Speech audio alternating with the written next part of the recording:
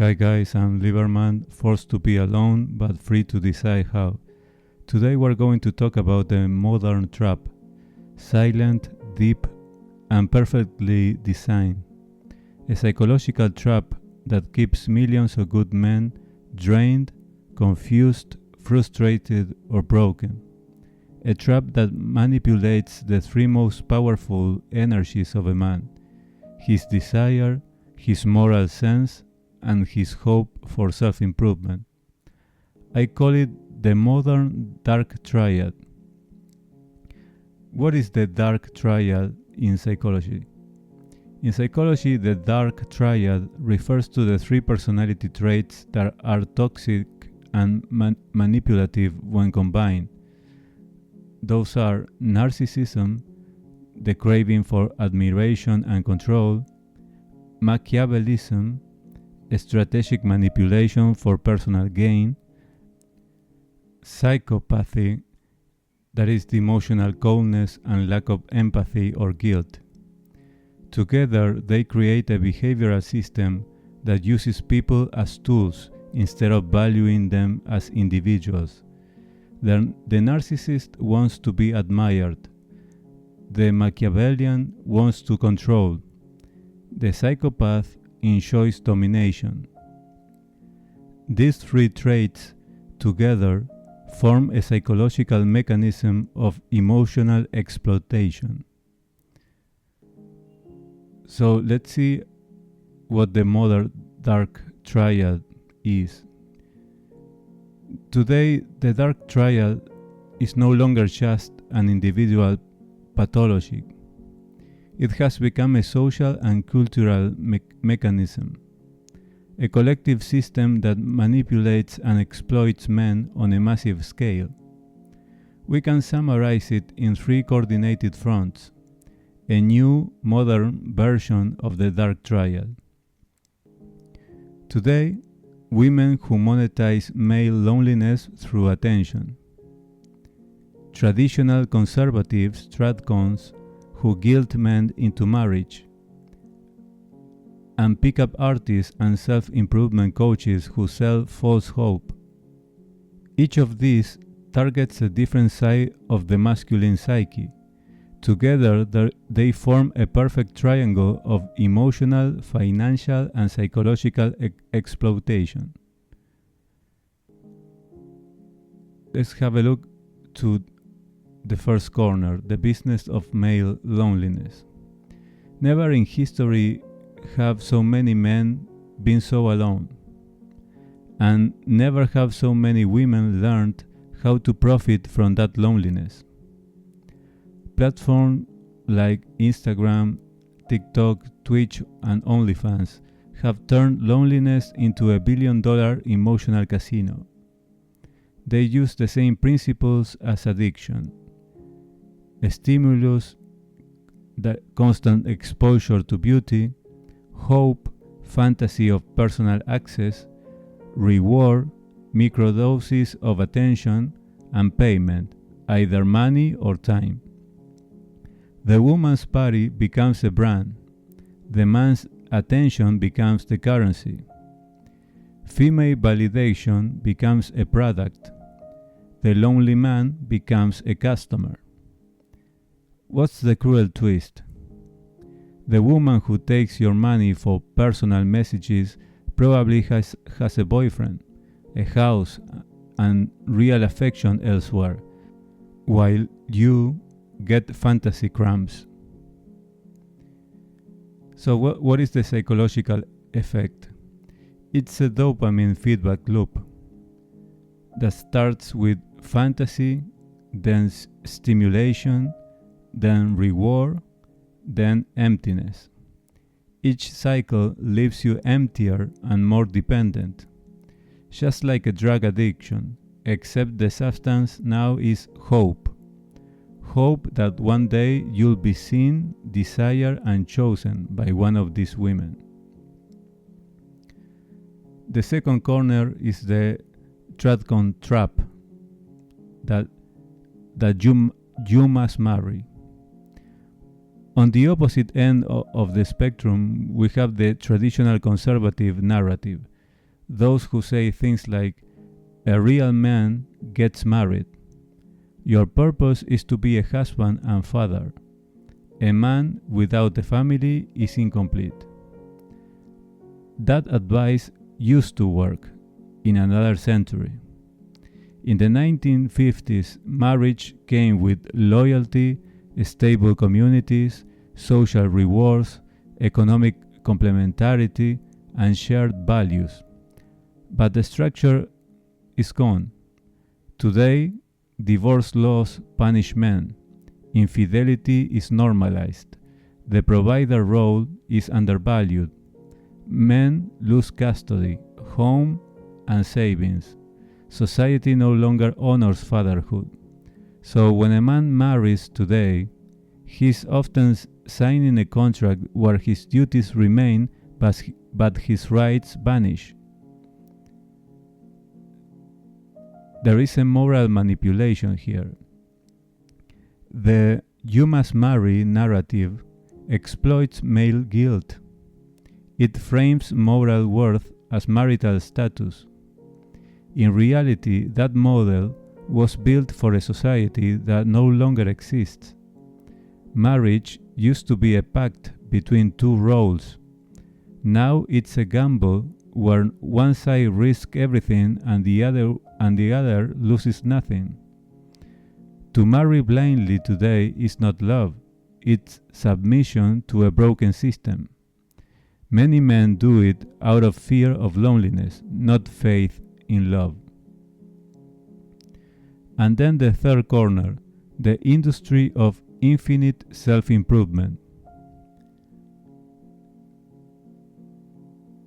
On this third side, the pickup artist industry and the self-improvement gurus take the lead, and they promise, if you level up enough, women will finally want you. If you work harder, success will come. The problem is you keep grinding. They sell men the idea that worth equals performance, and that love is conditional upon endless improvement. You buy course after course after course on how to flirt, how to be an alpha, how to build a seven-figure mindset, and all you really get is guilt for not being perfect, anxiety for being average, addiction to productivity. The system needs you to stay chasing and never satisfied, never enough. And here comes the top 10% myth or the top 1% myth. They often repeat the line, only the top 10% of men get the best women. That's biologically inevitable. Attraction distribution is unequal. It's a fact.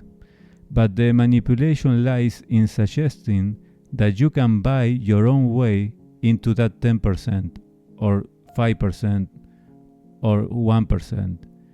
It's mathematically impossible for everyone to be above average. Yet that's what the industry sells, a collective illusion of exceptionality. The result is that millions of men are trapped in a treadmill of improvement without peace. So in summary, the triangle of male exploitation would be like this. First, the first element are women online. The mechanism of control they use is to exploit desire and loneliness, and the result is we get emotional and financial addiction. Then on the second corner we have the tradcons. The mechanism of control they use is to exploit guilt and duty, and the result is submission and loss of freedom. And then the third corner would be the pickup artists and the gurus of endless self-improvement. The mechanism of control they use is to exploit insecurity, and men get end up with endless exhaustion and death. So there are three manipulation vectors: the instinct, the morality, and the ego. Different tools, but the same outcome. The man ends up drained, ashamed, and confused. So now let's see what is the impact on each C4PC model personality group. For the personality types that belong to the macrogroup internal rationals, they rarely fall for emotional traps, but they often become obsessed with understanding them. They spend hours analyzing data, videos, and theories until they forget to live. So what would be the way out for them? To cut mental noise and constant analysis, to act instead of creating more theories, to channel the intellect into constructive projects, to learn just enough to stay alert, not enslaved to logic. Their strength is the analysis, but their risk is to fall into paralysis. For the personality types that fall into the macro group called the external rationals, these are the high achievers, the doers. They are easily trapped by the pickup artist and hustle culture. They believe they can win their way to validation. So what is their way out of this? To define your own metrics of success, to compete with yourself, not with an algorithm. Realize that self-worth is not tied to outcomes, and focus your drive on autonomy, not attention. Their strength is action, taking action, but they also have the risk of self-exploitation. When it comes to the personality types that belong to the macro group internal emotional, they are the natural targets of online seduction, because they are romantic, idealistic, longing for deep connection. So they project meaning where there's only marketing. So what is their way out of this trap? To disconnect from artificial intimacy, use your sensitivity to create, not to crave. To express emotion through art, writing, or service. To seek truth in human reality, not in illusion. Their strength is the emotional depth, but their risk is emotional delusion. Then the personality types that belong to the macro group external emotionals, they need warmth, belonging, and community. And that's exactly what modern culture took away. They are vulnerable both to tradcon guilt and romantic fantasy. So what is their way out of this trap? To rebuild community around real people, to join shared purpose groups, volunteering, teamwork of any kind, avoid idealizing relationships, and find meaning in shared experience, not independence. Their strength is empathy, but the risk is to fall in dependency. So how to escape the modern dark triad? Firstly, with information detox. Stop feeding algorithms that profit from your weakness. Start reconnecting with physical reality. Walk, move, create, reclaim your body and environment. Rebuild inner energy. Learn tangible skills. Create something valuable. Redefine purpose. Life is not about winning. It's about finding clarity and direction. And re-educate desire. Not everything that attracts you deserves your attention. So the modern dark triad is not a conspiracy. It's a cultural mechanism that thrives on your confusion, your need, and loneliness. And the only real escape is being aware of it. When you see the pattern, you stop reacting and start choosing. When you choose consciously, you stop being prey and become free. There's nothing more revolutionary today than a man who thinks for himself, who no longer needs validation, and who decides where his energy goes.